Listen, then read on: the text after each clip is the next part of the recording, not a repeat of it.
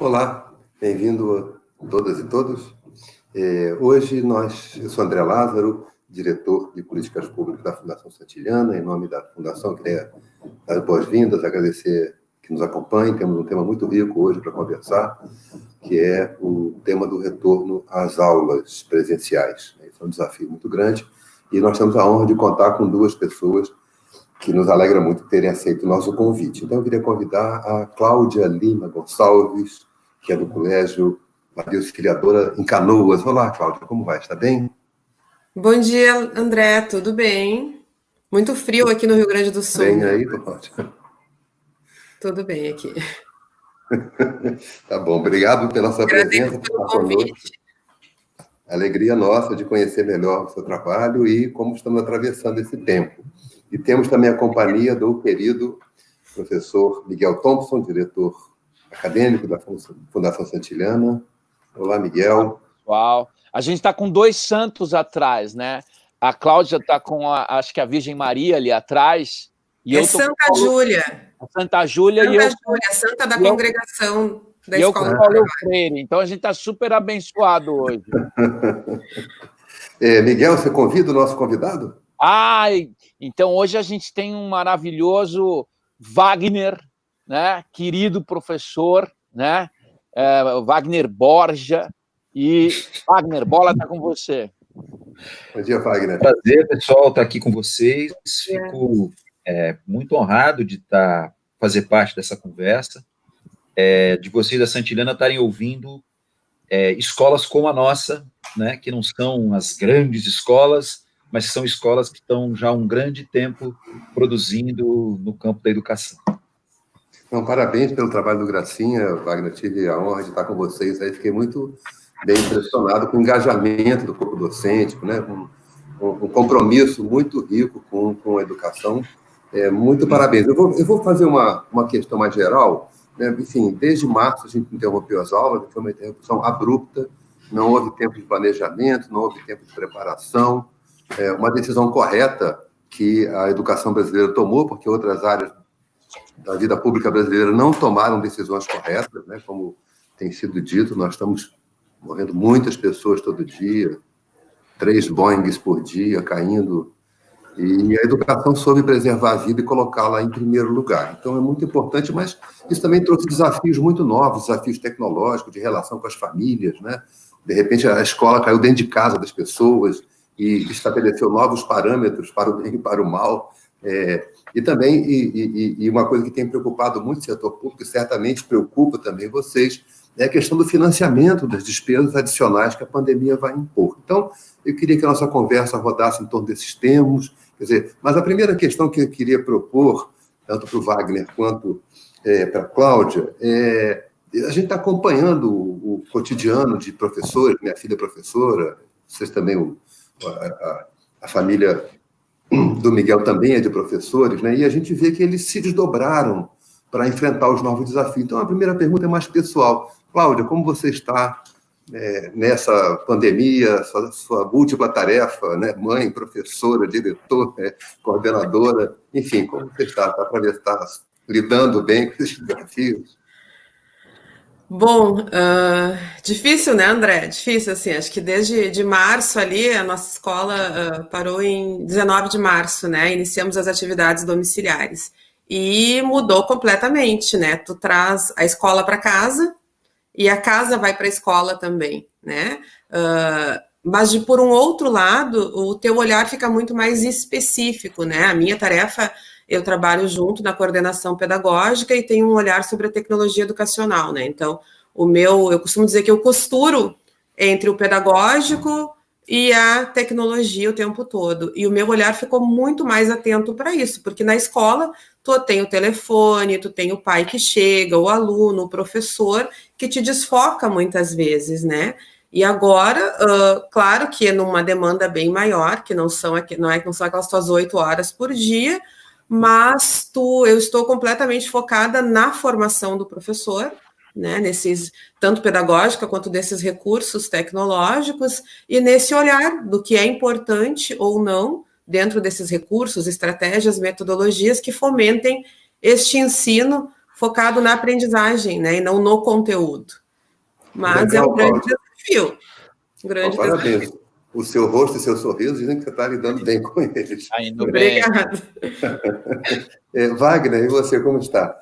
Seu colégio grande, um colégio dinâmico, um colégio animado, criativo. Pois é, um colégio grande, animado, que você pôde visitar, que o Miguel também conhece bem, e que entrou em 2020 vivendo uma transformação importante, porque o Gracinha é uma escola de 76, 77 anos, e que muda pouco a sua direção, né? De 1991 até hoje, eu sou o terceiro diretor que assumiu em janeiro de 2020. Né? Um momento mole para ser diretor, fácil da vida. Fácil. Mas uma escola melhor do que isso, só ser ministro da Educação. É isso. Nesse governo, não sei se dá para ser ministro. Mas, então, foi um momento muito... A escola vivia um processo de repensar e de refletir muito intenso quando a pandemia chega e nos pega, né, nos atropela. Esse período, no entanto, foi... É ruim dizer isso, mas ele foi muito rico, porque a escola ficou muito aberta para o olho de todo mundo. Como disse a Cláudia, as famílias estavam dentro da escola, mas a escola também estava devassada para todos os seus orientadores, coordenadores, né? O trabalho do professor, que ficava ali trancado na sala de aula, mais do que nunca estava aberto para todo mundo conversar. O Gracinha tem uma história longa de muito diálogo, de muita conversa entre as equipes, com os docentes, mas nunca se teve a oportunidade de olhar tão profundamente todo o nosso fazer. E isso fez com que a escola desse passos muito importantes durante a pandemia, seja no sentido de azeitar mais a equipe, seja no sentido de deixar mais clara algumas intenções. Então, foi algo rico. Trabalho para caramba, trabalho muito intenso, mas um trabalho que eu sinto que, para a nossa escola, nos permitiu dar passos importantes. Legal. Eu vou pedir para o Miguel tem acompanhado vários debates, né, e é muito rico isso, né, essa riqueza que o Wagner comenta, né, esse aprendizado, ele tem um lado que é um aprendizado que a gente está em condições seguras e aprende com tranquilidade, né, mas há muitos que estão em condições inseguras e a aprendizagem é mais difícil.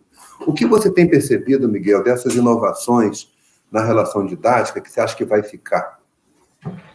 Bom, eu penso que o online veio para ficar mesmo, né? Eu sinto que tem um aspecto interessante que muitas vezes os melhores professores, aqueles professores mais antigos que eram muito bons, eram muito refratários ao online, né?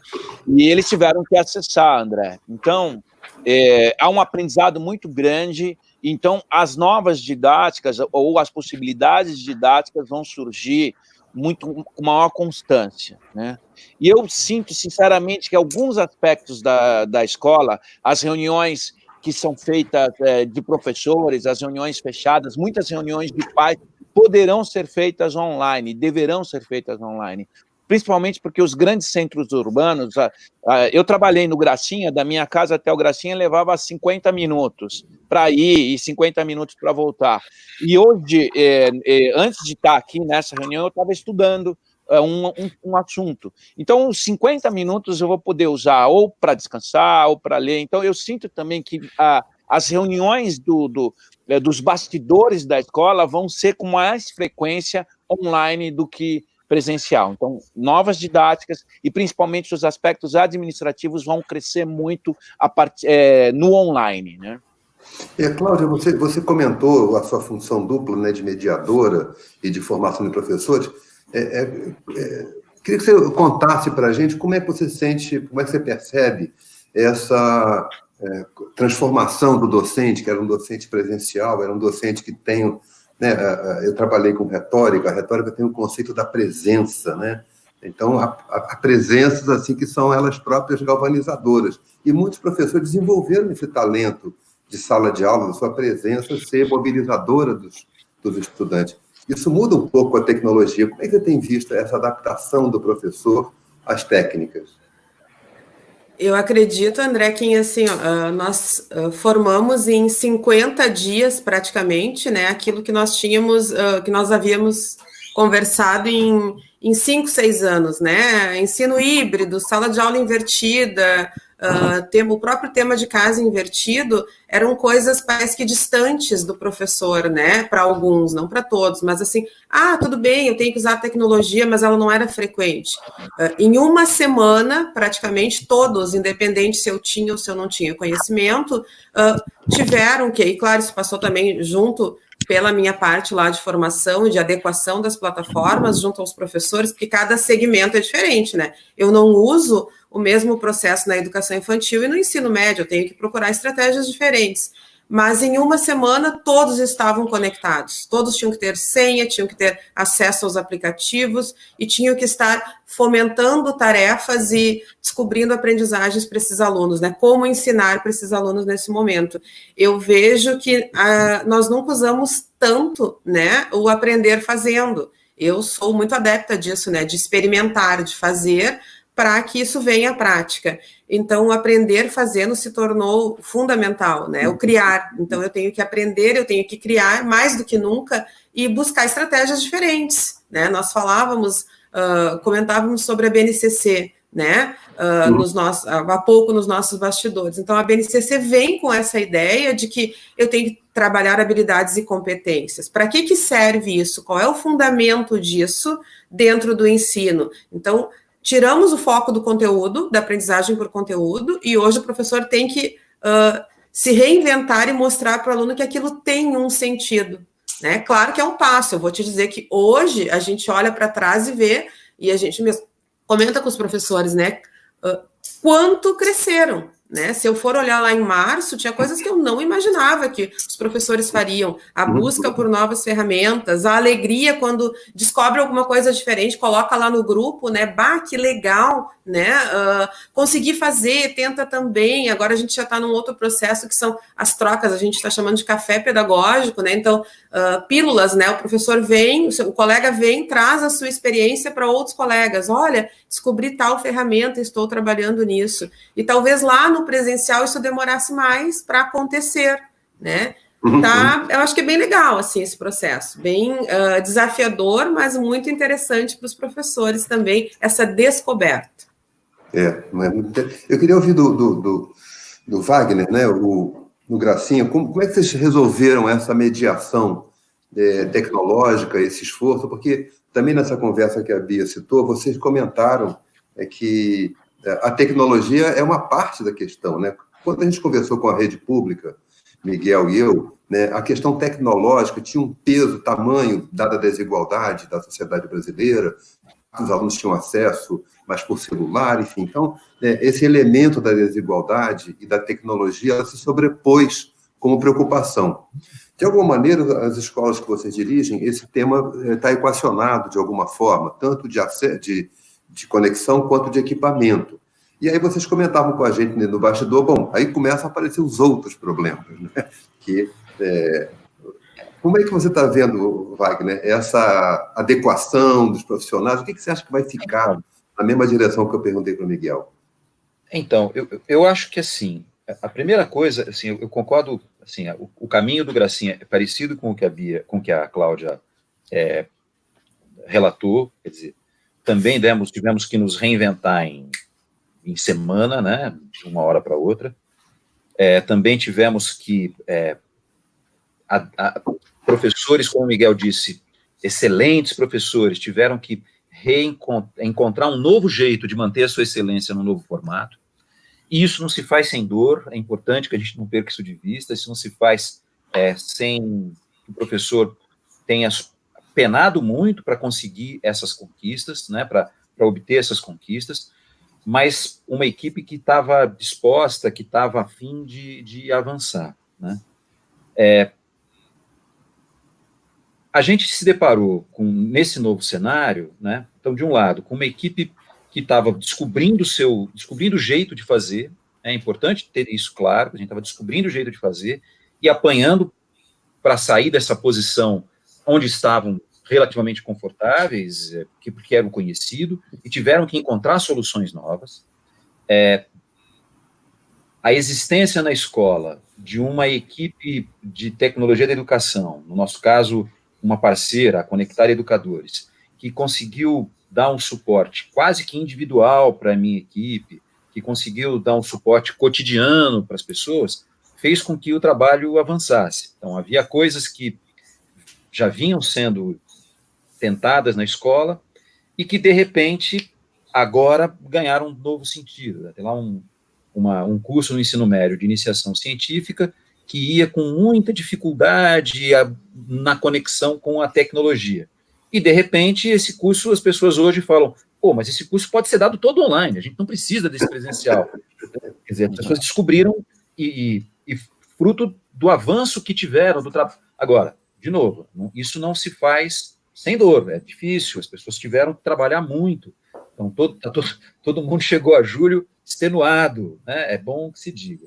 Do outro lado, concordo com o Miguel, quer dizer, uma das grandes conquistas foram as reuniões que se dão por trás da sala de aula. Sejam as reuniões entre as equipes de orientação, que nunca se encontraram tanto e nunca conseguiram afinar tanto a sua ação, quanto nas relações com famílias, né, os contatos com as famílias pelo online, via Teams, via essas plataformas todas, deram uma agilidade, puderam permitir uma proximidade com essas famílias e com aqueles alunos que tiveram mais dificuldade para se engajar e tal, que deixaram para nós um recado muito claro de que esse é um caminho que a gente não deve abandonar, né? A educação à distância, ela tem um potencial que a gente não pode negar a partir de agora. É muito legal essa visão e também destacar, né, o custo, porque eu fui professor a vida inteira, me aposentei agora, mas fico me imaginando ter que me reinventar. É um desafio que não é fácil de entender, né?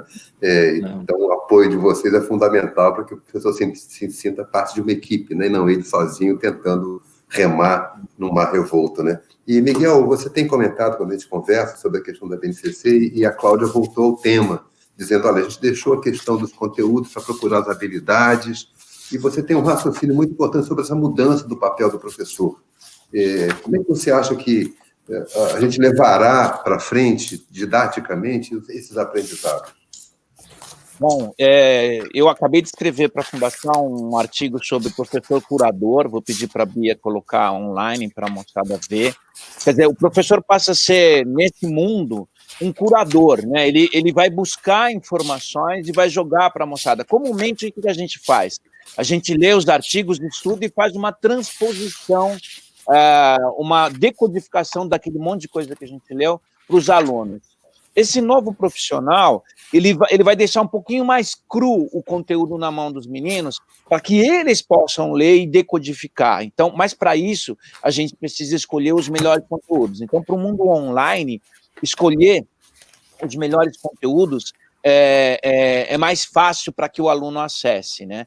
E via BNCC, cada vez mais a gente está falando desse professor que estimula a investigação. Então, é muito importante a gente começar, e há anos a gente está falando, mudar essa postura, né? Trazer dilemas, trazer problemas, colocar contexto de debate, né? E perder um pouco o controle, porque nós, professores, temos esse hábito de querer controlar tudo, e não dá para controlar tudo. Mas eu acho que um método de investigação você pode controlar, elaborar um problema, hipóteses, entregar uma boa síntese. Então, a BNCC estimula muito essa possibilidade, várias reformas educacionais do mundo todo estão apontando para esse caminho de estimular mais a investigação num mundo cada vez mais complexo do que oferecer informação. Essa atitude, ela também muda a relação com a família, né, e muda a relação com o valor da aprendizagem. E eu vou chamar a Beatriz Maia, que nos acompanha nos bastidores, acompanhando os comentários das redes sociais, para nos trazer algumas questões. Olá, Bia, você está boa? Bom dia, André, tudo ótimo por aqui. Os comentários, como sempre, são muito interessantes, contribuem bastante para as conversas que a gente faz aqui, né? E eu escolhi a pergunta da Luciana Botelho, que ela faz uma pergunta bastante interessante sobre o homeschooling, né? Que é um tema que a gente tem discutido bastante, é um tema bastante polêmico, muito delicado e com definições que às vezes precisam ser bastante bem colocadas, né, para que qualquer coisa não vire homeschooling também, e que muitos pais viram até uma piada no começo, né, agora acabou o homeschooling, agora que os pais estão vendo o que é acompanhar o estudo dos filhos, né, de uma forma muito sistemática em casa, todo mundo quer mandar para a escola.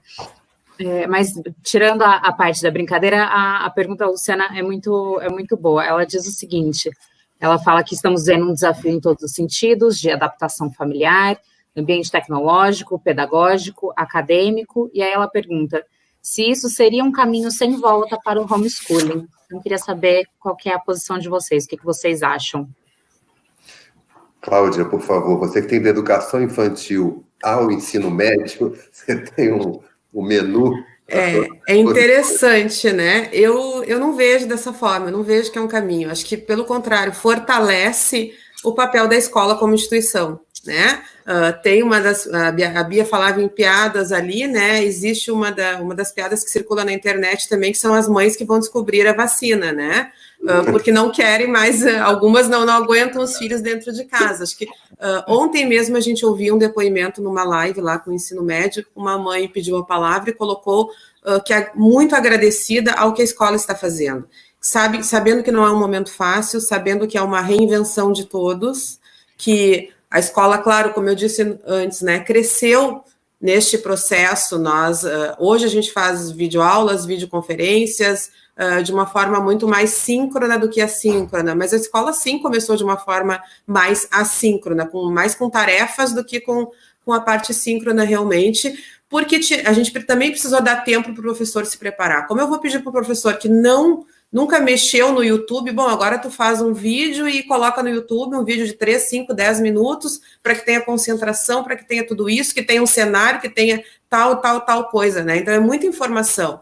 E o professor foi se adaptando a isso. Só que, como eu disse antes, né, focando sempre na aprendizagem. Acho que o primordial é a aprendizagem. E se a gente for olhar o homeschooling de uma forma muito simples, né, ensinar em casa, hoje os pais estão experimentando isso, né? Será que eu tenho toda essa formação, essa bagagem para ensinar sobre uma lei de Newton, sobre a guerra da cisplatina ou qualquer outro, né, adjuntos adverbiais e adnominais, fórmula de Bhaskara, dá para citar várias situações, né, mas eu tenho condições, o Google vai me dar isso, se eu escrever lá no Google, né, o que é tal coisa, o Google vai responder, mas para que isso serve na prática, é o papel do professor. Então, essa acho que é uma grande diferença que está mostrando o papel da instituição de ensino, né, acho que fortalece, sim, a instituição de ensino. E, Wagner, acho que somos muito parecidos mesmo, porque a tua escola, lá tu falaste 76 anos, né? O auxiliador faz 76 anos este ano também, né? Em 2020, ano da pandemia. Em janeiro, acho que o problema também é o nome, né? Nós temos um novo diretor leigo que assumiu que o nome é Wagner, né? Então, me coloco, eu sempre digo... Pois é, eu sempre digo para o meu diretor, eu já tenho quase 20 anos na instituição, né? Mas eu sempre digo ao meu diretor, ele deve estar me ouvindo, né? Não gostaria de estar o meu lado não é fácil, né? Mas o teu lado, né? Imagina o teu aí também, né? Assumindo uma escola no início do ano e junto com uma pandemia, é um desafio enorme, né? Mas nós aqui, né, temos a coordenação que colabora e acredito que também deve ter pessoas aí que colaboram nesse processo. Né? E aí, Wagner, homeschooling, sim ou não? Olha, eu concordo com o Cláudio, quer dizer, eu acho que é o contrário do que está dizendo a questão, né, da questão que foi posta pela Luciana. Eu acho que ficou muito evidente nesse momento, para quem tem olhos para ver, o quão importante é o trabalho do professor, né? Como faz diferença o trabalho do professor, né? O quanto que o trabalho do professor tem uma técnica, tem um saber que está ali, né? Eu sou professor de história e lá no Gracinha, quando eu estava em sala de aula, o Miguel lembra dessas coisas, a gente tinha as reuniões de pais, uma reunião de pais no começo do ano, que a gente apresentava os nossos cursos, e invariavelmente alguém tinha algo para dizer a respeito do curso de história, alguém tinha um palpite sobre como é que... E nas ciências da natureza isso era muito mais raro, né? Ou até chegar plana, né, Wagner? Como se o nosso conhecimento fosse menos rigoroso, né? A educação, eu acho que ela passou um pouco por isso, quer dizer, todo mundo acha que pode falar de educação, todo mundo pode dar palpites sobre educação, e acho que esse momento que nós estamos vivendo mostrou que, não, é um conhecimento, tem um saber aqui envolvido. Então, nesse sentido, eu acho que o homeschooling, eu não acredito que vá prosperar. O que, ao contrário, acho que veio para ficar é essa escola, esse trabalho online, esse recurso online, ele vem para ficar, inclusive, no trabalho pedagógico, né? Ele não substitui o trabalho presencial se faz necessário para o trabalho com as crianças, ele é fundamental, mas o digital, o online, vem como vem contribuir, vem potencializar o trabalho que a escola pode fazer. É muito, muito bom, Wagner, ouvir de você e de Cláudia essas atitudes e avaliações, né? E até um tema que eu queria desenvolver, mas não exatamente agora, que é o quanto as escolas estão sistematizando esses novos saberes, estão organizando, porque eu acho também há um desejo, uma expectativa de que a gente possa socializar essas aprendizagens de tal maneira que elas sejam um instrumento de avanço da educação como um todo. Mas eu queria retomar um pouco o tema da família, porque eu acho que tem ali um tema relevante, né? A Fundação Santillana, com parceria com o SEDAC, publicou, antes da pandemia, um volume chamado Escola Família, que está disponível para download no nosso site da Fundação Santillana. É um trabalho que o SEDAC organizou, que é muito interessante, porque procura orientar essa relação, que ela se torne criativa e favorável ao processo educativo, né? Miguel, você acha que essa mudança da relação com a família, ela será apenas uma mudança de reconhecimento, ou ela também implica uma mudança de aproximação do ponto de vista da trajetória escolar propriamente dita, quer dizer, a comunidade escolar se abrindo mais para o diálogo familiar? Isso impactará, por exemplo, a trajetória curricular, por exemplo? Eu acho que a escola tem que aproveitar o momento, né? Porque também, se pós-pandemia a gente não convidar as famílias para a participação coletiva, a tendência é a gente voltar a se acomodar ao modelo anterior, que é muito mais antigo que a pandemia. Então, é muito importante que a escola fique atenta e convide constantemente a família para o processo educativo, numa discussão onde, de alguma forma, a gente entenda que todos estão nesse processo. Essa história de é necessário uma aldeia para educar uma criança é verdade. Então, num mundo cada vez mais complexo, deixar a escola mais porosa vai ser fundamental. E as famílias, nesse momento, a boa parte das famílias está valorizando a escola, né, e está olhando com olhares muito carinhosos para os professores. Então, a escola não pode perder esse momento, tem que chamar mais os pais, ser mais transparente aos pais, porque é muito comum muitas escolas falarem que escutam o pai, mas não escutam, na verdade, assim, não interagem, escutam, mas fingem que não aconteceu. Então, é necessário entender as famílias como agentes culturais, como agentes de formação, e trazer muitos pais que têm determinados tipos de conhecimento que a escola não tem. Então, eu entendo que é um ótimo momento para a gente continuar esse processo de conexão com a comunidade dentro da escola. Eu vou aproveitar que há uma pergunta interessante aqui sobre educação à distância, ensino remoto. Bia, você pode trazer para nós essa questão? Acho que ajuda a gente a pensar, e a Cláudia é uma especialista, ela pode ajudar a gente a decifrar um pouco esse tema.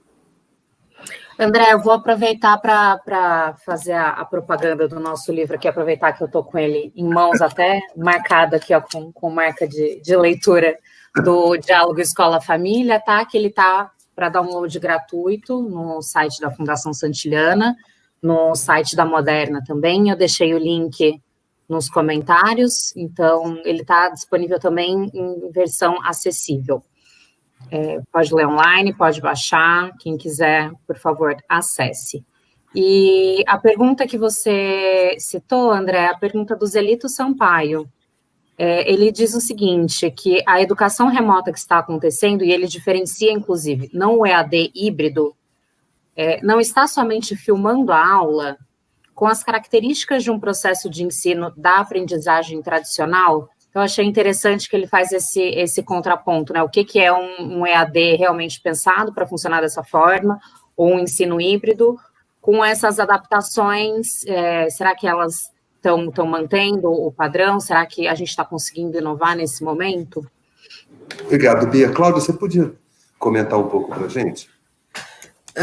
Eu trago muito isso desde o início, né? E a gente tem os pareceres tanto do Conselho Nacional como do Conselho Estadual aqui do Rio Grande do Sul, que faz essa diferenciação, né, André? Nós não somos uma escola de ensino à distância. A educação básica está num formato de atividades domiciliares, ensino remoto, né? Por uma concessão da lei neste período de excepcionalidade, no período de pandemia, e por isso nós podemos fazer isso, né? Não significa que somos uma instituição de ensino à distância, isso é diferente, né?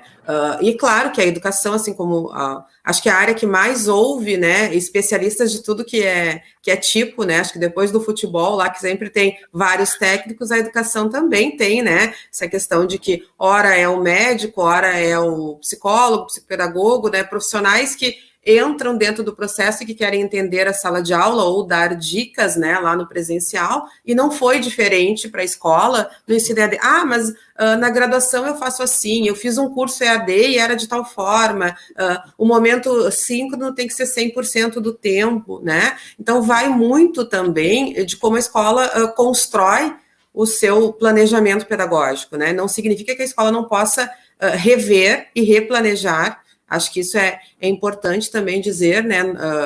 Como eu já falei algumas vezes, nós tivemos uma caminhada, nós começamos com momentos completamente assíncronos, ou seja, enviar a tarefa e o retorno. Acho que isso deu em torno de uma semana ali para a adaptação do professor às plataformas, ao momento mais síncrono, e depois a gente foi seguindo com passos, né? Mas, de maneira alguma, se eu quero dar uma indicação de um determinado conteúdo, de um determinado objeto de conhecimento, eu uso um vídeo do YouTube. Agora, eu, professor, estou ali explicando sobre determinado assunto, trazendo aquela intencionalidade para isso. E daí sim vem toda a questão de que não pode ser um vídeo longo, né? Estudos demonstram que vídeos com mais de 10, 15 minutos perde atenção, a gente não fica focado a um vídeo longo, exceto se é um filme, alguma coisa, né, um programa interessante, uma série, tu fica assistindo, mas para aprendizagem, a gente então tem essa demanda aí de tempo, de ensinar, de dar essa informação com relação a vídeos, as próprias videoconferências, os momentos, né, online de interação do professor. O professor tem que usar muita estratégia ali, porque senão o aluno vai ficar com a câmera desligada só para marcar presença, e não é esse o objetivo. Então, de que forma o professor vai tornar essa aula interativa? Que recurso ele vai usar? Sendo que os recursos se esgotam, né? Se hoje eu uso um debate, eu não vou poder usar todas as minhas aulas nesses últimos 3 meses de debate. Então, como é que eu mudo? Então, ora eu trago mais interatividade, ora eu não trago, ora eu entendo que adolescente não vai querer abrir a câmera às 7h30 da manhã, num frio como ontem aqui no Rio Grande do Sul, de 2 graus, né? Então, vai estar de pijama, com certeza, vai estar com casaco, né? Então, são situações que a gente precisa entender e respeitar também esses momentos. No Fundamental 2 e no ensino médio, nem sempre eu vou ter 100% de adesão das câmeras ligadas do professor. Mas eu preciso te enxergar. Bom, mas nem sempre tu vai ter essa forma de interação, mas tu vai ter pela escuta, pela resposta no chat, por outras formas. Já os pequenos, né, é o contrário. todos querem se aparecer, todos querem falar com a prof. Então, a mediação da prof ali é uma outra característica de desliga o microfone, fala um de cada vez, a prof que vai chamar. Lá na educação infantil, estou dando aula, a professora está dando aula e o pai e a mãe junto, né? Então, como é que eu vou estar interagindo com os meus filhos juntos? Então, é um ensino remoto que a gente vem aprendendo a construir. Não é um formato de educação à distância, como a gente vê em cursos, né, cursos personalizados ou lá na graduação, pós-graduação. Essa é a grande diferença que a gente vê nesses dois contextos. É muito elucidativa a sua resposta. Muito obrigado, Cláudia. Obrigada. Wagner, a garotada está ligando a câmera, Wagner?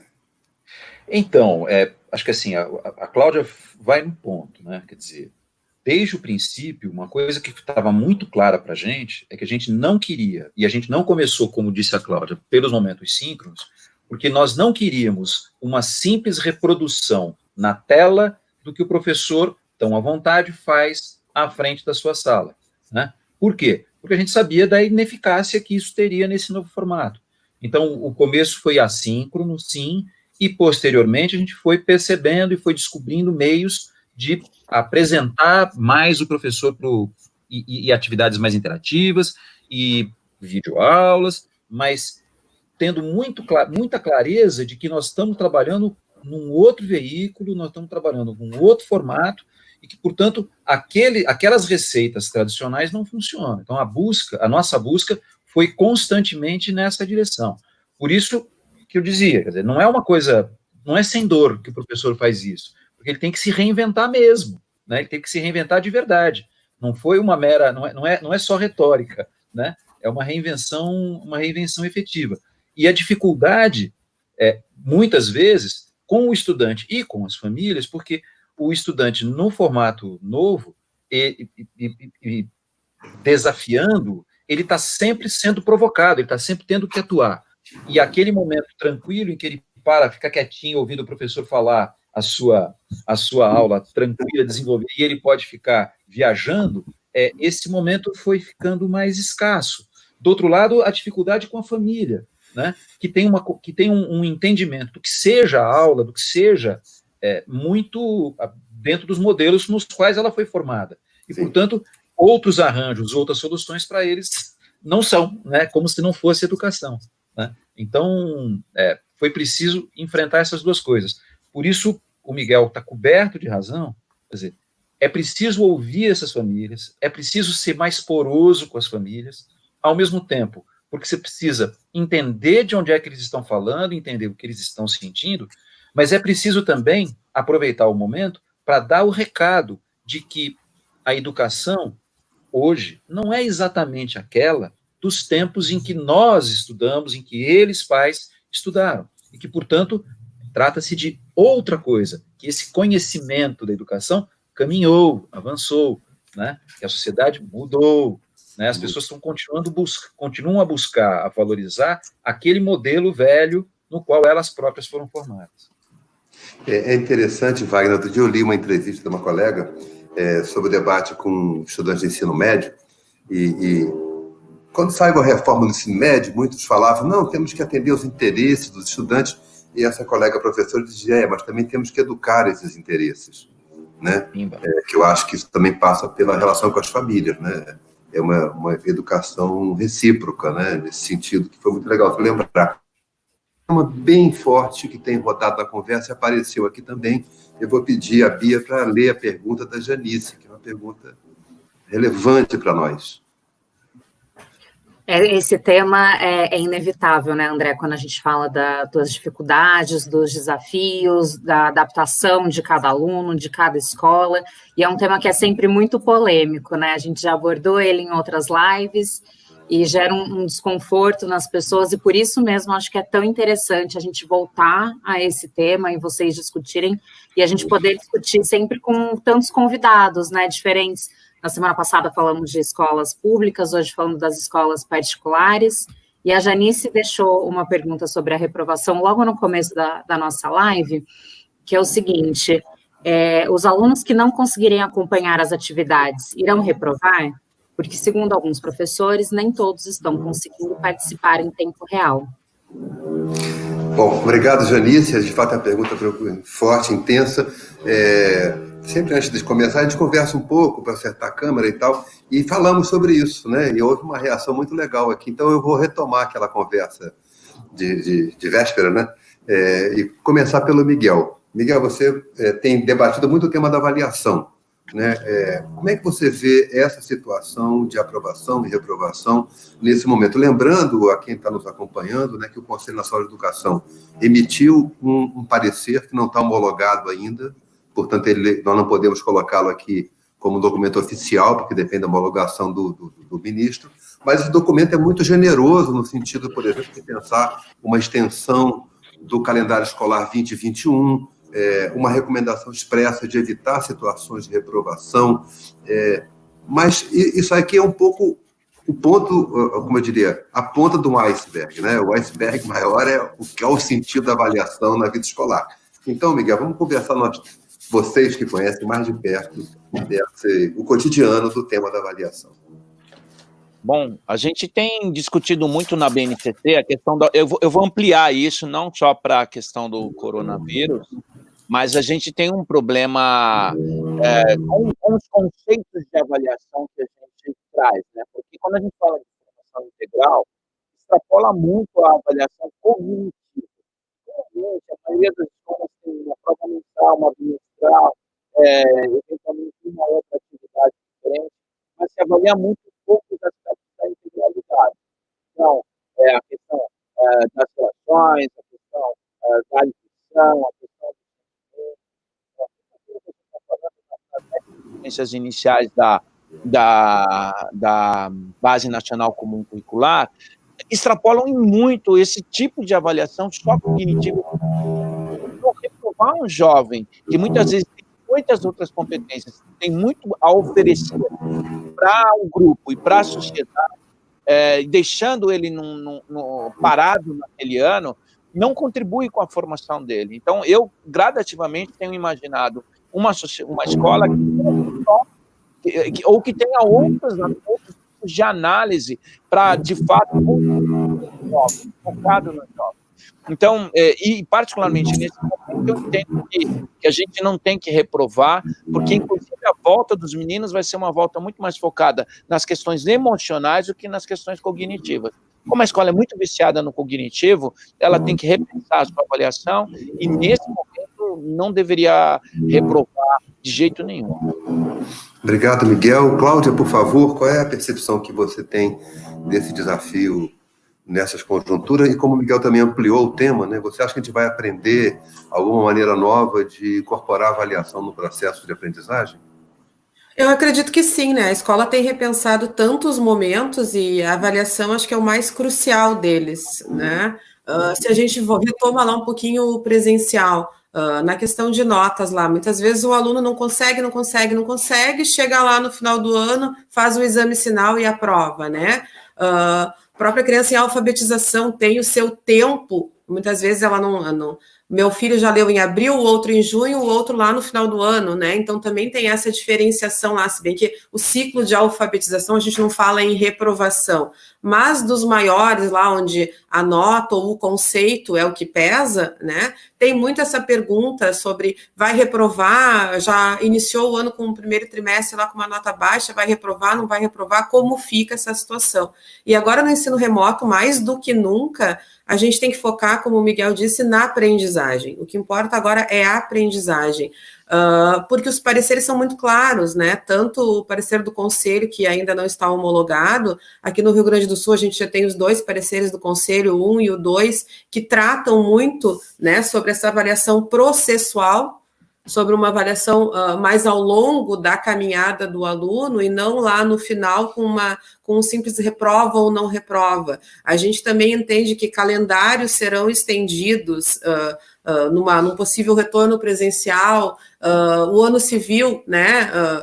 Os dias letivos, eles não fecharão provavelmente em dezembro, e sim em janeiro, e cada demanda é uma demanda. Eu tenho famílias que optaram por não fazer o ensino remoto de uma forma online, porque não tem condições, nós somos uma escola filantrópica, então nós temos todas as realidades, eu tenho famílias de alunos carentes que não têm condições de ter uma conexão, né? Então tem material impresso, temos outras famílias que pelas demandas pessoais entenderam que não é o momento nem de ensino com material impresso, nem de ensino online, que simplesmente vão aguardar um retorno que a gente não sabe se vai existir, né? Então, cada situação precisa ser estudada de uma forma individual, e acho que o cognitivo vai vir muito nesse formato híbrido, porque com certeza, no retorno, o socioemocional é o que vai pesar muito para esses alunos, né? Seja um retorno com um percentual de alunos, com um total de alunos, mas a escola, de novo, vai ter que repensar e se reinventar nessas questões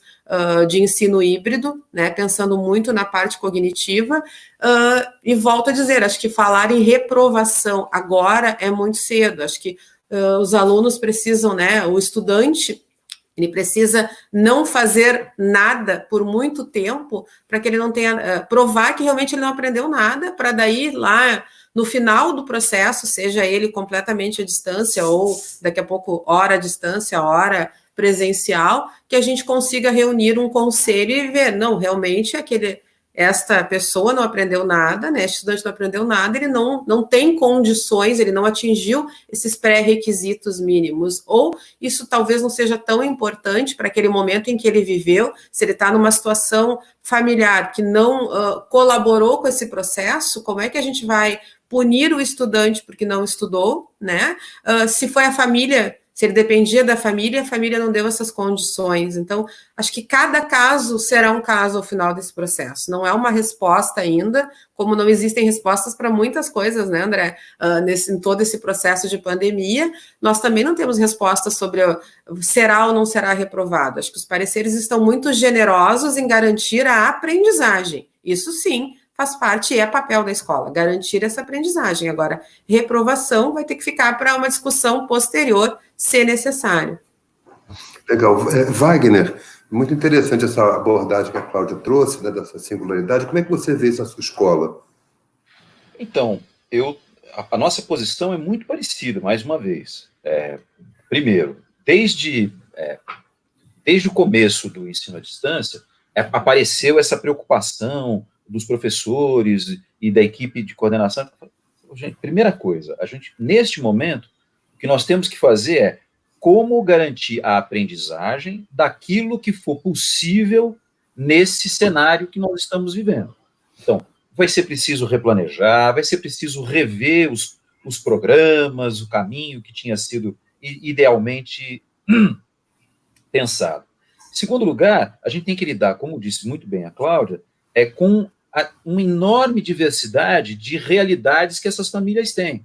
Ainda que boa parte das famílias lá da escola tenham acesso à internet, bom, quantas têm um computador por filho? Quantas têm conexão que seja possível para todo mundo? Quer dizer, são coisas que são... então, todos podem entrar simultaneamente para assistir às aulas simultaneamente na casa. Quer dizer, são questões que foram tendo que ser trabalhadas internamente. E a gente se dá conta claramente das peculiaridades. Aí aquele garoto que é filho de pais que são médicos, que estão na linha de frente do combate à pandemia, e que vive acossado pelo medo de que seus pais não voltem para casa, né? Como é que eu vou tratar o caminho desse menino dentro desse cenário, né? Então, é preciso olhar com muito cuidado para os contextos de cada um dos estudantes. Então, a avaliação, ela terá que considerar esses diversos contextos, quase que individuais mesmo, né? Por isso, eu olho para esse período difícil, trabalhoso, penoso para nós, mas eu acho que a escola está avançando no sentido de parar de pensar só na média, de parar de pensar no geral e começar a considerar o caminho e o processo de cada um, né? Vamos ter que avançar nessa direção, né? Quanto à reprovação, não reprovação, em 2020, acho muito cedo para falarmos disso, né? Primeiro que eu acho que a reprovação é sempre um caso extremo, é sempre um caso de excepcionalidade, né? E nesse contexto que a gente está vivendo, muito mais ainda. Por isso, como disse a Cláudia, é algo que vai ter que ser pensado mais adiante. Concordo com o Miguel. Em termos ideais, a gente tem que começar a buscar formatos em que as reprovações sejam cada vez mais raras, quando não forem simplesmente esquecidas, né? A gente tem um caminho a trilhar até lá, no entanto. É muito legal ver que, ouvir de você, da Cláudia, também do Miguel, que a despeito do sofrimento que a situação atual impõe a muita gente, né, há muitos aprendizados. E eu queria fazer, nós estamos quase chegando ao fim, tem um pouco mais que 10 minutos, mas tem 2 temas que eu não queria deixar de conversar com vocês. Um tema é esse, quer dizer, há uma preocupação de sistematizar esses aprendizados que nós estamos tendo. Há espaços de diálogo e socialização entre as escolas para trocar esses aprendizados. Quer dizer, nós todos, né, vocês mesmos trabalhando no setor privado, somos muito atentos à educação pública, uma vez que ela congrega 80% dos nossos estudantes, né? Então, também não há um sistema nacional de educação que coordene. O MEC teve muito ausente nessa papel de coordenador de uma política nacional de enfrentamento da pandemia. O Conselho Nacional teve uma atitude muito positiva, o Concede e a Undime foram muito ativos, mas a gente fica se preocupando, e principalmente porque é da Fundação, ligada à Editora Moderna, a gente tem muita preocupação de disseminar conhecimento. Então, as 2 perguntas para fechar hoje o dia, essa manhã conosco. Uma seria essa, quer dizer, há um espaço de diálogo, de sistematização de aprendizagem, do ponto de vista pedagógico e do ponto de vista gerencial, né? Como é que vocês estão... a gente podia... há um estímulo para essa sistematização e socialização desse saber? E a segunda pergunta inevitável, que eu também não queria terminar a conversa sem falar. Bom, como é que vocês estão vendo a questão do prazo de volta? Quais são os indicadores, os sinais, os elementos que vocês vão levar em conta para tomar uma decisão de volta à escola? Então, os 2 temas estão no ar, vocês fiquem à vontade para comentar ambos, ou um terceiro que lhes pareça oportuno. Então, Cláudia, por favor. Bom, vamos então na primeira pergunta, né? Acredito que essa troca de experiências, ela aconteceu de uma forma muito mais dinâmica dentro da própria escola, como eu citei lá pelo exemplo do café pedagógico, das trocas entre professores, as próprias reuniões pedagógicas, elas se tornaram mais intensas, né, entre pares, entre segmentos, ou entre a própria coordenação, para discutir, para ampliar, para conversar mais sobre estratégias, aquilo que deu certo num segmento ou no outro, né, como a gente tem vários segmentos na minha escola. Então, parte do micro, como eu digo, para o macro, né?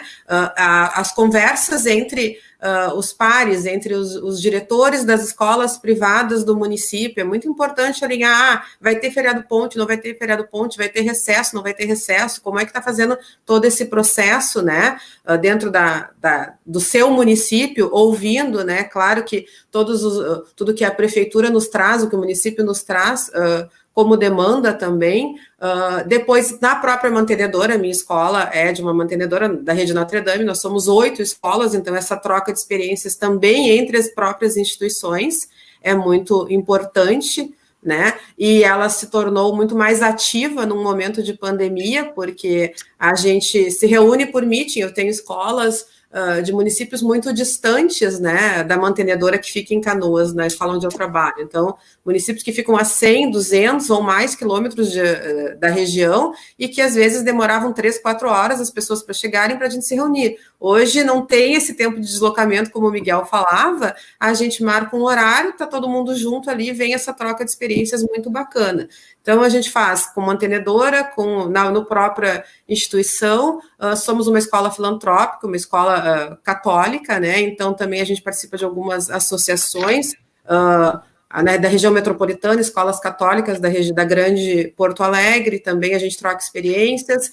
Depois, via Cinep, estadual aqui também, sempre na base da conversa, e eu também faço parte da ANEC, que é a Associação Nacional das Escolas Católicas. Eu represento a parte pedagógica aqui no Rio Grande do Sul, e a gente também, dentro desse grupo de trabalho nacional, também se troca informações, traz situações para para a escola, né, e leva a situações que a gente pode conversar a nível nacional. Então, é o tempo todo de diálogo, né? A experiência boa que eu tenho, a formação lá, a gente indica, gostei da formação tal, como é que a gente troca, né? Com as próprias editoras parceiras também tem uma parceria muito grande de formação, de troca de experiências. Acho que esse é o momento, e mais do que nunca, nunca estive em tantas lives, né? Realmente, mas a gente tem que selecionar e vendo o que é mais importante, o que não é. Dentro da minha agenda, se for olhar, a gente tem convite o dia todo, mas tem horas que eu tenho que estar na live, tem horas que eu tenho que estar na formação de professores, atendendo o pai e, claro, atendendo a casa, né? Porque, como o André perguntou nisso, como é que divide o tempo? Tem que arrumar uma equação aí, fazer uma planilha, se for o caso, e dividir o tempo, né? Mas acho que é por aí. E quanto à tua outra pergunta, assim, o retorno, né? Como é que a gente prevê isso? O que a gente vê? A gente idealiza. Nós já preenchemos os protocolos oficiais para encaminhar primeiro para a instância municipal aqui, através de indicadores de conteúdo, né?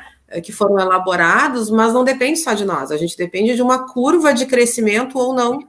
Então, eu não posso dizer, nós temos uma previsão, sim, a escola tem uma previsão de retorno a partir daquilo que o governador comentou na sua última live online, de uma previsão inicialmente ele já falado julho, depois ele previu agosto, né? Mas a curva aqui no Rio Grande do Sul, quem acompanha sabe que estamos na crescente, tem todo esse período de frio, de outras doenças respiratórias, e com a implantação das bandeiras, nós temos cores aqui, né? Amarela, laranja, vermelha e preta. O Rio Grande do Sul hoje 50% está na bandeira vermelha, então não teria condições de voltar, né? Então, nós não temos essa expectativa de um retorno tão logo, né? Existe uma previsão de agosto, já com uma possibilidade de setembro de um retorno presencial.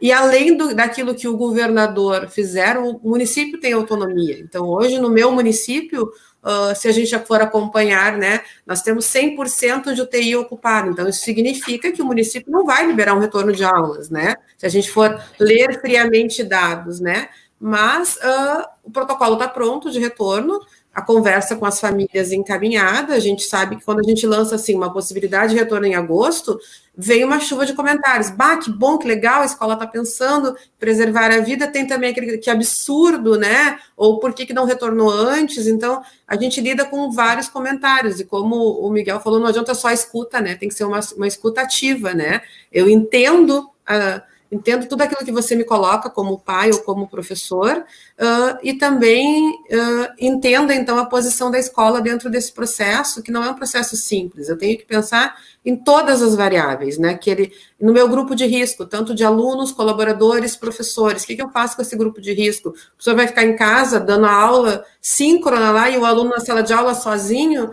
ouvindo esta aula, ou vice-versa, o professor vai estar em sala de aula dando essa aula síncrona, né, Wagner? Talvez tu tenha já está pronto com essa fórmula, né? Eu não sei, aqui ainda não está pronto essa fórmula, né?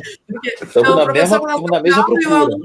Eu tenho 30% em sala de aula e os outros do grupo de risco em casa, né? Como que faz esse processo? Como que a criança da educação infantil retorna com máscara? Tira a máscara, põe a máscara, né? Como faz? O adolescente no ensino médio quer abraçar, né? Vai chegar, que saudade. É comum isso, né? Aqui no Rio Grande do Sul é muito comum o cumprimento com os 3 beijinhos, como a gente fala, não dá mais para fazer com o cotovelo, e aí como que tu lida com tudo isso, né? Uma coisa é o protocolo formal de estações, né? Mede aqui, higieniza ali, faz de tal forma, mas esse contato, essa parte socioemocional, ela é muito presente para todos nós, e acho que esse é o maior desafio, independente se volta em agosto, setembro, né, qual é a data, o momento que a gente disser, não, segunda-feira estamos na escola, é uma responsabilidade muito grande para todos nós, né, de que forma estaremos na escola, como estaremos fazendo essa acolhida, e o que vem pela frente, a escola pode abrir uma semana e o município fecha na semana seguinte, então a responsabilidade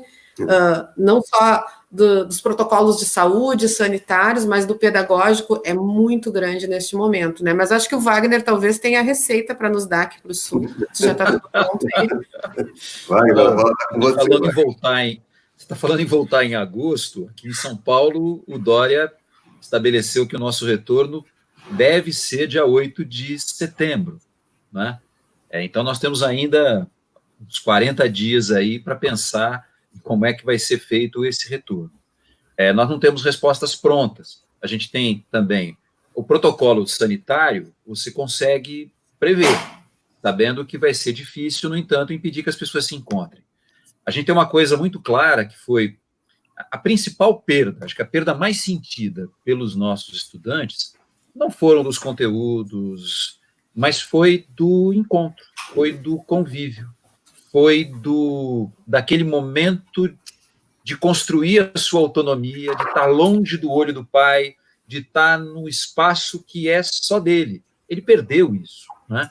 Então, a volta para a escola começa por olhar para isso e prestar atenção na reconstrução desse espaço. E como é que você vai reconstruir esse espaço nesse contexto de 35%, 1,5 metro de distância? Então, esses são os desafios com os quais a gente tem que lidar. Sem dizer, como você falou, quer dizer, eu tenho professores com mais de 60 anos, eu tenho professores com problemas respiratórios, eu tenho professores que têm problemas cardíacos, e outros funcionários não docentes, enfim, quer dizer, como é que você vai lidar com essa diversidade? Algumas coisinhas que a gente já tem claro aqui em São Paulo está definido que o retorno se dará com 35% dos estudantes. Na escola, a gente está optando por fazer esse retorno com as séries inteiras. Então, a terceira série inteira vem para a escola. O sétimo ano vem inteiro para a escola. Nesse dia, vamos ter 35% dos alunos, mas composto por séries inteiras, que terão as suas atividades, para que a ideia de grupo, para que a ideia de coletivo não se perca, né? Trazer as turmas quebradas vai ser algo, para a gente, não faz sentido. Mas a gente está ainda no processo de elaboração dessas coisas. Uma terceira série talvez tenha que vir mais vezes, em virtude de, para eles, ser mais difícil essa extensão das programações para depois de dezembro. Enfim, esses são pontos muito concretos que a gente vai ter que enfrentar. Já temos, como você disse, previsão de problemas, quer dizer, desde alunos que não podem voltar porque têm problemas de grupo de risco e tal, até famílias inseguras em mandar os seus filhos de volta para a escola, enquanto nós estamos tendo 1.000 mortes por dia, né? E a gente precisa considerar essas situações, e precisa tornar isso possível, quer dizer, é possível que as pessoas não voltem, né? É possível, temos que pensar em como atendê-los sem terem voltado, né? Por isso, o trabalho do online com certeza intensamente vai até o final do ano, né? Não tem a menor perspectiva de superar isso. Essa é uma questão que está posta. Essa questão do retorno. Com relação a compartilhamento de saberes e tal, a gente tem um movimento na escola de consolidar as conquistas que foram obtidas nesse caminho, de uma curadoria dos bons casos, das boas iniciativas, porque tem coisa que não dá certo também, viu? É importante que a gente diga que o caminho é feito de muito acerto, de muito problema, de muito tropicão, de muita reorganização, mas a gente tem tentado organizar isso e vai criar um espaço no site da escola em que vai estar organizando essas experiências. Nós fomos convidados por uma outra editora a divulgar iniciativas do ensino fundamental 1 para que ela leve para escolas públicas aqui de São Paulo, né? Acho que só aqui de São Paulo. E a gente tem contribuído, tem passado isso para adiante. Muitas lives, como disse a Cláudia, mas eu me ressinto do fato de não termos parcerias entre as escolas, conversas entre as escolas, né? A gente não conversou sobre calendário, ninguém conversou, uma questão, para mim, muito relevante, né? Os professores tinham férias em julho, teve escola que antecipou férias para meados de maio, a gente não conseguiu sequer estabelecer um cronograma comum entre as escolas para coisas bobas, simples, como as dessa natureza, quanto mais para falar sobre iniciativas, projetos pedagógicos, avanços, né? Então, eu sinto falta de uma maior interlocução entre as instituições, o o que a gente tem é isso, está tendo um Educa Wiki aí, e que a gente está ouvindo um monte de gente falando dos seus sucessos, das suas maravilhas e tal, quando eu acho que a gente tem coisas mais ricas para trocar entre as escolas e a gente tem deixado isso de lado. É isso. Poxa, Wagner, muito obrigado, e para a gente também é um alerta, né? Porque eu acho que precisa ajudar a socializar saberes que vão ter impacto geral, né? Miguel, nós estamos chegando ao fim. Eu queria te ouvir antes de pedir a Bia para botar um comentário muito simpático que apareceu ali. A Bia já reservou para a gente. Bom, o que eu acho é que esse exemplo de descoordenação que você conta, Wagner, é o exemplo da descoordenação brasileira, né? A gente que acha que o governo federal não fez esse trabalho, acha que foi muito ruim o governo federal não ter coordenado as ações, e isso se espalhou por todo o Brasil, porque se eles tivessem dado alguns exemplos, nós seguiríamos os exemplos também. E aí, como todo mundo saiu para resolver seus problemas, estados, municípios, eu acho que todos os agentes da sociedade seguiram esse caminho, foi uma pena, mas a gente vai, acho que aos poucos tem pequenos grupos que estão se fazendo, principalmente em nível municipal, os consórcios municipais estão tentando se acertar. É isso, André, acho que foi maravilhoso, passar para você fechar, e obrigado vocês dois, Cláudia e Wagner, pelo papo tão gostoso. Poxa, muito obrigado pelo áudio, muito obrigado, Wagner, uma honra estar com vocês, sucesso no trabalho de vocês, e é muito bonito a gente ver esse compromisso com a educação e não com a perfumaria da reprovação, entender que é o direito das crianças, né? O direito dos jovens, e muito legal, Wagner, ouvir esse cuidado de trazer a turma junto, porque, em geral, o raciocínio é mais aritmético do que humano, né? Então, é trazer metade, mas a metade pode ser uma turma inteira, né? Não pode ser metade de cada turma, né? Porque, de fato, os vínculos contam, né? Bia, a nossa pergunta, que é uma homenagem aos nossos professores, aos nossos diretores, né? Aos nossos colegas que estão aqui conosco. Pedir para o Elton, na técnica, colocar na tela um comentário muito simpático da Carla Carpinetti, que ela deixou, já tem quase meia hora, que ela diz o seguinte: os pais dos meus alunos estão amando as aulas dos meus alunos. Dizem que estão tendo conhecimentos que não tiveram na escola na época deles. Que legal. Pequenas surpresas, né, que esse momento tão difícil traz. Então vai. A gente tem ouvido muito isso, a gente tem ouvido pais se divertindo, participando de coisas que estão sendo propostas, isso é fascinante, quer dizer, a gente tem uma experiência nessa pandemia, nessa coisa, o Miguel falou muito dessa troca para o pai e aluno, numa conversa com um pai, eu conto para ele que nós temos lá um espaço maker, que o rapaz do espaço maker tinha recebido o convite para oferecer uma das máquinas da escola para produzir máscaras para profissionais de saúde, face shields. Ele saiu da conversa comigo, foi para encontrar o funcionário lá na escola, e foram produzidas mais de 40 mil face shields, com a participação de 4 escolas além do Gracinha, e com a participação de famílias e de estudantes, fazendo manualmente as tais máscaras em suas casas.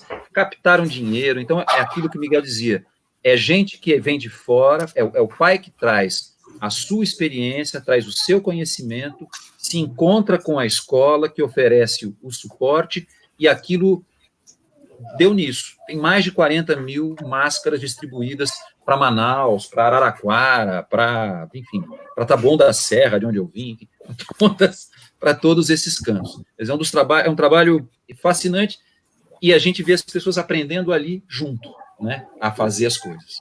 Enfim, é isso. Legal, porque senão desaprenda o que aprendemos, né? É isso aí. Muito obrigado a vocês, valeu, obrigado, Helder, obrigado, Bia, obrigado, Super Miguel, querido, obrigado, Wagner, obrigado, Cláudia, parabéns pelo seu trabalho, Cláudia. Obrigada, gente, obrigada. Prazer, Cláudia. Tchau, tchau. Prazer, obrigada pela conversa. Bom, né, Wagner, saber que temos os mesmos desafios e somos muito parecidos aí em algumas situações. Exatamente. Né? Nós somos uma escola que tem nome católico, mas nós não somos católicos, nós somos leigos. É Nossa Senhora das Graças, o Gracinha, mas não é uma escola religiosa. Tá bom? Bom, legal. Valeu, gente. Valeu, Tchau, querido. tchau. Tchau, gente. É. Tchau.